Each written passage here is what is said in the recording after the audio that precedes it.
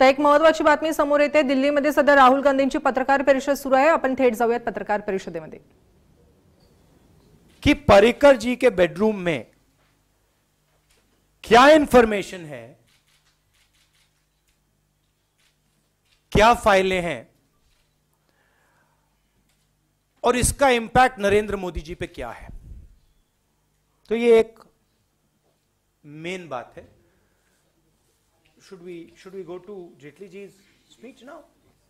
अब भाषण में, अपने भाषण में जेटली जी ने बोला कि 1600 करोड़ रुपए का नंबर कहां से आता है, कि कांग्रेस पार्टी 1600 करोड़ रुपए की बात करती है पर एयरक्राफ्ट, हर जहाज के लिए। तो ये नंबर कांग्रेस पार्टी कहां से ला रही है, ये आपने सुना होगा, सुना? हाँ, अब हम आपको दिखाते हैं कहां से आ रहा है। क्लिप 1 प्लीज, क्लिप 1 प्ले करिए जरा। कितने होंगे ऑफसेट? 58,000 करोड़ का पूरा डील है। ऑफसेट हुए 29,000 के अगले 10 साल तक। अब कितने होंगे ऑफसेट? अब इन्होंने स्वयं कहा 58,000 करोड़ की डील है। राहुल गांधी ने नहीं कहा, कांग्रेस पार्टी ने नहीं कहा, अरुण जेटली जी ने अपने पार्लियामेंट के भाषण में कहा। 58,000 को आप 36 से डिवाइड करिए, क्या नंबर आता है?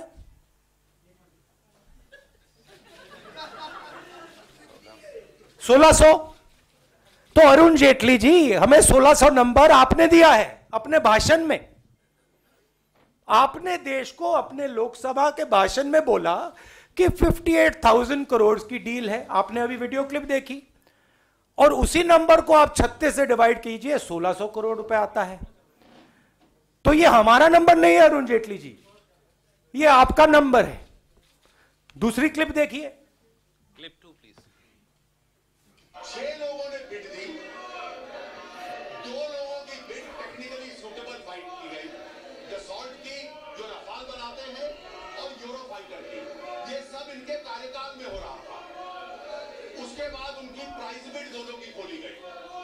प्राइस बिड खोलने के बाद सबसे L1 जो था वो रफाल को पाया गया। 6 लोगों ने बिड दी। अब देखिए दूसरा सवाल, 526 करोड़ का नंबर कहां से आया, यह भी उन्होंने सवाल पूछा था। जेटली जी 526 करोड़ का भी आपने ही जवाब दिया। मोदी जी जहां भी जाते हैं, जेटली जी जहां भी जाते हैं, कहते हैं यूपीए के समय कुछ नहीं हुआ। आपने अपने भाषण में साफ कह दिया कि बिड की गई थी, L1 था, L1-2 था, L2 था, और राफेल को बिड मिली, और उसी बिड में 526 करोड़ का नंबर आता है, उसी बिड से 526 करोड़ का नंबर आता है। तो सवाल यह है कि ये जो दाम बदला गया है 526 करोड़ से 1600 करोड़ रुपए, जो पूरी सरकार ने कहा हवाई जहाज का दाम हम नहीं बता सकते हैं, आपके सामने अरुण जेटली जी दाम बता रहे हैं। आपके सामने अरुण जेटली जी कह रहे हैं 1600 करोड़ रुपए का एक हवाई जहाज हमने खरीदा है। तो ये जो दाम इन्फ्लेट किया गया है 526 से 1600 करोड़ रुपए, ये किसने किया, ये कैसे हुआ? और हमारा मेन सवाल है कि जब आपने 526 से 1600 करोड़ का इन्फ्लेशन किया, तो क्या एयरफोर्स ने डिसअप्रूव किया था?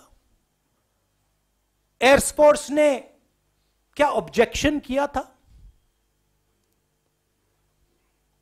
डिफेंस मिनिस्टर साफ इंडिकेशन दे रहे हैं और कहा है, उन्होंने पब्लिकली कहा है कि मुझे नई डील के बारे में कुछ नहीं मालूम। अब डायरेक्टली कैबिनेट मीटिंग में कहते हैं कि मेरे पास पूरा का पूरा माल पड़ा हुआ है बेडरूम में। तो नरेंद्र मोदी जी ने प्रोसीजर बदला, एयरफोर्स ने ऑब्जेक्ट किया, तब भी नरेंद्र मोदी जी ने हवाई जहाज का दाम 526 से 1600 करोड़ रुपए बनाया। हॉलैंड को नरेंद्र मोदी जी ने डायरेक्ट बताया कि देखिए HAL को आप परे कीजिए, अनिल अंबानी, जिसको अब पार्लियामेंट में नया नाम दिया गया है डबल ए को आप कॉन्ट्रैक्ट देंगे और हवाई जहाज फ्रांस में बनेगा, हिंदुस्तान में इसको बनाने की कोई जरूरत नहीं है। सच्चाई को छुपाया नहीं जा सकता है। आप देखिए, जितनी भी ये सच्चाई को छुपाने की कोशिश करते हैं, कहीं ना कहीं नई चीज, नई सच्चाई निकलती है। प्राइस सीक्रेट पैक्ट है, मैक्रोन जी कहते हैं नहीं, सीक्रेट पैक्ट नहीं है। अनिल अंबानी को डैसोल्ट ने चूज किया, हॉलैंड कहते हैं नहीं भैया डैसोल्ट ने चूज नहीं किया, प्रधानमंत्री जी ने चूज किया। जेटली जी अपने भाषण में पहले कहते हैं भैया 1600 करोड़ रुपए का नंबर कहां से आया। इस भाषण में उन्होंने जवाब दे दिया 1600 करोड़ रुपए का नंबर कहां से आया। 526 करोड़ का नंबर कहां से आ रहा है वो भी उन्होंने यहां भाषण में दे दिया। तो युवाओं और हिंदुस्तान के किसानों, आपसे 3.5 लाख करोड़ रुपए चोरी करके हिंदुस्तान के सबसे अमीर लोगों का कर्जा माफ किया है। युवाओं से रोजगार छीना जाता है, हवाई जहाज फ्रांस में बनाया जाता है। अनिल अंबानी पे 45,000 करोड़ रुपए का कर्जा है, उसको 30,000 करोड़ रुपए का फायदा नरेंद्र मोदी जी ने पर्सनली दिलवाया है।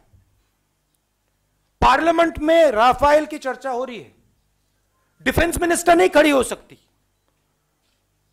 प्रधानमंत्री नहीं खड़े हो सकते। डिसीजन मेकर, जिसने डिसीजन लिया है,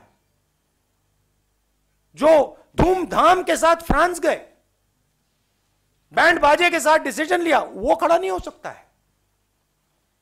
मगर अरुण जेटली जी प्रधानमंत्री को और उनके एक्शंस को डिफेंड कर रहे हैं और बिल्कुल खोखला है। देश को सच्चाई मालूम है, देश जानता है और समझता है कि नरेंद्र मोदी जी ने 30,000 करोड़ रुपए अपने मित्र को दिया। 126 हवाई जहाज चाहिए थे, 126 हवाई जहाज की जरूरत थी। देश जानता है कि नरेंद्र मोदी जी ने कॉन्ट्रैक्ट बदला, 36 हवाई जहाज का नया कॉन्ट्रैक्ट तैयार किया। यह देश जानता है और नरेंद्र मोदी जी छुप नहीं सकते हैं। जरूर डिबेट के समय वो दौड़ के घर जा सकते हैं या सामने नहीं आ सकते, मगर सच्चाई कहीं नहीं जाने वाली है। सच्चाई सच्चाई होती है। अब आपके कोई सवाल हो तो बताइए। Just 1 second.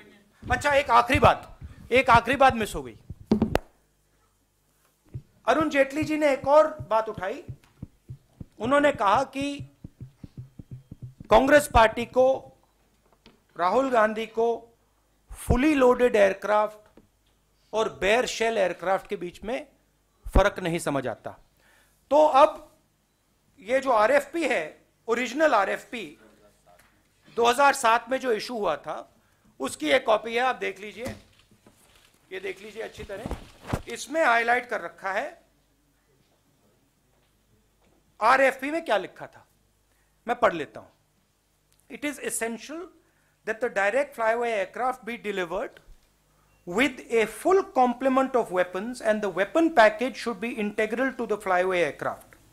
The weapons capability requirement is placed at Annexure 4 to Appendix A. The total quantity of weapons to be procured is indicated in Annexure 1 to Appendix F. In addition to weapons, launchers and pylons would have to be provided. The requirement for launchers is tabulated below.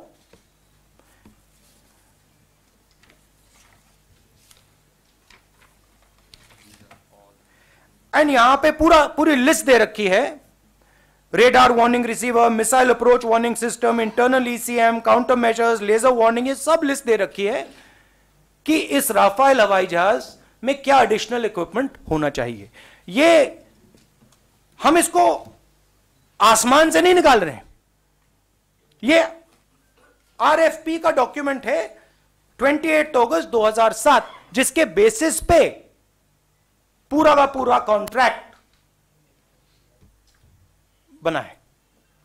तो अरुण जेटली जी की आदत है कि वो एक के बाद एक, एक के बाद एक, एक के बाद एक झूठी बातें करते रहते हैं।